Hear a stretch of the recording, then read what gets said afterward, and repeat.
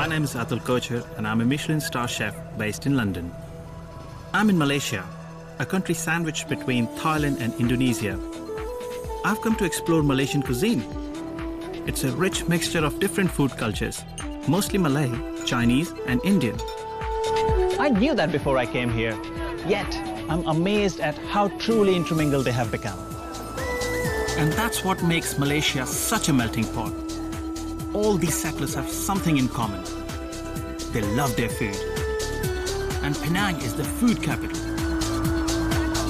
Every weekend, Malaysians from the neighboring district flood into the city just to eat. The dim sum restaurants open before dawn, and the nasi kandar shops do brisk business all through the night. You can feast yourself round the clock. So my taste buds are going to be working overtime.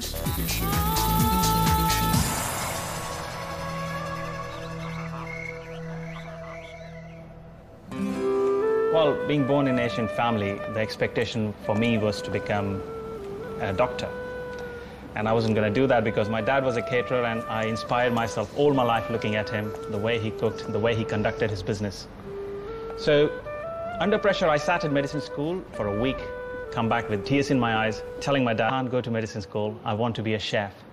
And that's how my journey started. I didn't make him happy then, but several years later, he was very proud of me.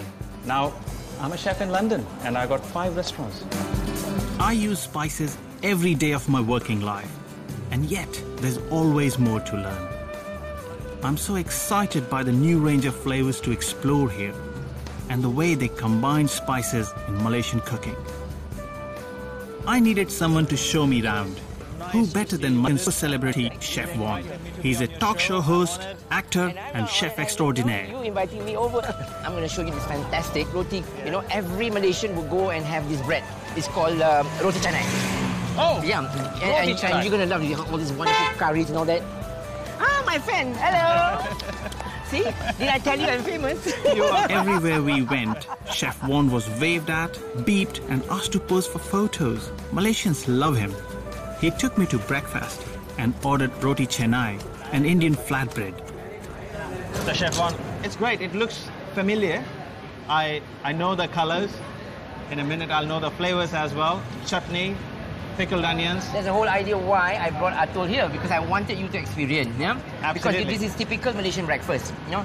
Every week sometime, you know, in Malaysia, people would indulge in this so-called roti canai. As you can see, yeah, they are made of flours, you know, yeah, and all that. We call the same roti in India, it's called paratha malabar.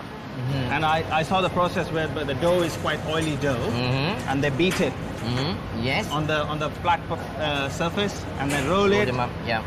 Lots of layers, quite flaky bread, and then it's tapped again, and then made on the flat griddle. That's why it becomes so, you know, like, look at that.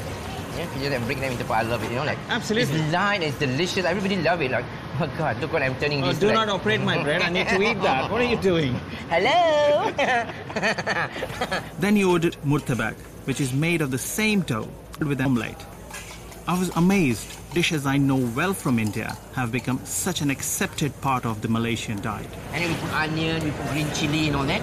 It can be square, it can be round, and this is called murtabak. Look at that. And you see that? When you open up, oh, yeah? I know murtabak. Yeah, you do, same. Well, Chef, murtabak was originally a Mughal dish. I didn't know that. Yeah. So I'm learning. They would make it with lamb, minced lamb, and it would be square in shape. But this is a slightly different version. It's round.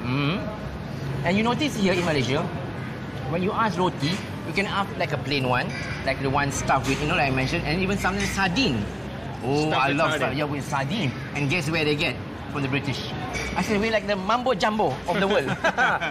Penang is the food capital of Malaysia. The best, huh? They have everything.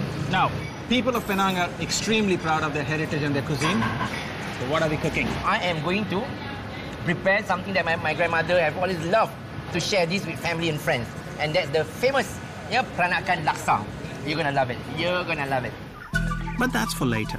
I'm here to learn about authentic Malay ingredients. So next I visited the Spice Garden on the outskirts of the city. It's a botanical park full of culinary plants. Cookery teacher Nazlina Hassan has agreed to meet me there. all your life? Yeah, almost. She begins every class with a walk around the garden to pick herbs for the dishes she will teach that day. Explain to me, because it's very beautiful.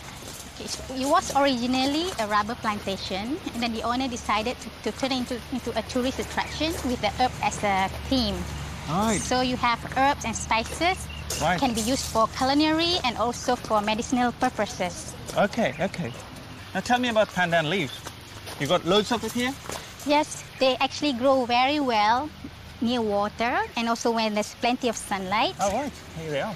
So what you can do with them, you can use it to flavor your rice, your gravy. You can use it as natural coloring. Yeah. Just pound the leaves, extract the juice, you get coloring. Fantastic, because this plant, I know it in a different way. I know it for the perfume and fragrance. We use the extraction of the flower as an essence in biryani. Yeah, you'll see when I make nasi lemak, it will be just shredded and put into the pot. Wow. So it will give you a very pleasant aroma. Pandan leaf is used to flavor the dish that Naz and I are cooking, nasi lemak. It's very popular here in Malaysia. It has a beautiful fragrance which infuses both savory and sweet dishes. It's added to the rice right from the start, so its flavor is slowly released. Okay, Atul, this is how we make nasi lemak. I'm going to shred these pandan leaves and then tie it into a knot.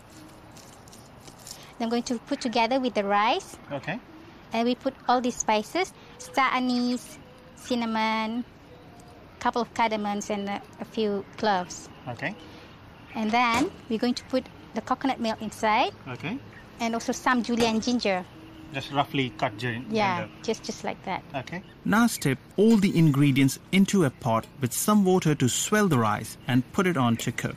This is really popular dish in Malaysia, nasi lemak. Wherever you go, you see stalls full of nasi lemak and people actually queue to eat this. What is the love affair about nasi lemak? Okay, in my opinion, because it's so versatile, you can eat it for breakfast, lunch, dinner, for snacks, and then also balanced. It's got cucumber in it, it's got protein in it, it's got carbohydrate, so everything's complete. Complete meal.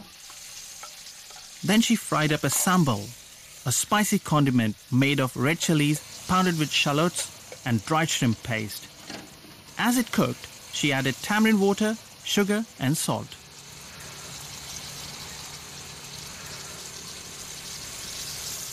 Wow. Flavor-wise, it's really good. I can taste ginger, I can taste galangal, garlic nicely cooked. Even that caramelized oniony flavor is coming through. Overall, fantastic taste. Thank you. You're a great cook. You're the one who's doing the work. I Well, just teach you. I'm the slave. Yes, right. To serve, she placed some nasi lemak on a banana leaf, topped it with sambal and a slice of cucumber. She added egg, a few tiny fried anchovies, roasted peanuts, and wrapped it up in the leaf. Nasi lemak to go. Wow. Yeah, Is it for me to taste now? you can. I can't stop eating. It's so good. This is one of Malaysia's favorite street foods, and it's on the streets of Penang that you really see the cultures collide. For centuries, Chinese traders settled here and the Indians came to work in rubber and tea. Teh tarik, Indian pulled tea, is popular here. It's basically ordinary tea poured from cup to cool it down. I know it well from India, but Chef Vaughan wants to show me pulled tea Malaysian style. So this is teh tarik. Famous teh tarik of Malaysia. I like it because it takes me back to my time when I was in Chennai. And they do absolutely similar thing, but more with coffee. And the philosophy behind that was coffee used to be so hot and you would burn your lips. So it was job of the tea maker or the coffee maker to cool it down a bit before he gave it to us, and he would just pull it like that. Yeah, and there would be beautiful froth on top, but extremely sweet.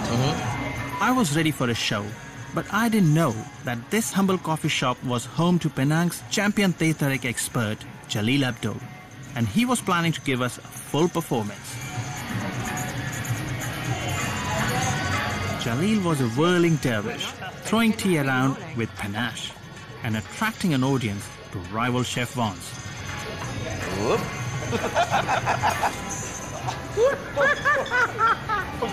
I should be hiding under the table. Of course, Chef Vaughan couldn't resist joining in, and it turned into a bizarre double act. It looked so easy. I just had to give it a go. Higher, higher. Oh dear, best left to the experts. The Street of Harmony in Penang has 2 mosques, 2 churches, 4 Chinese temples, and Hindu, Sikh, and Buddhist temples nearby. Although Malaysia as a whole is predominantly Muslim, even coming from India, I have never seen so many religions living side by side. And it's no surprise that these groups each brought their own style of cooking to Malaysia. The Chinese who settled along the western seaboard married Malays, and their families became known as Peranakans or Baba Nonias. An air of grandeur surrounds them. This is the Peranakan mansion, and Nonya curator Lillian Tong showed me around.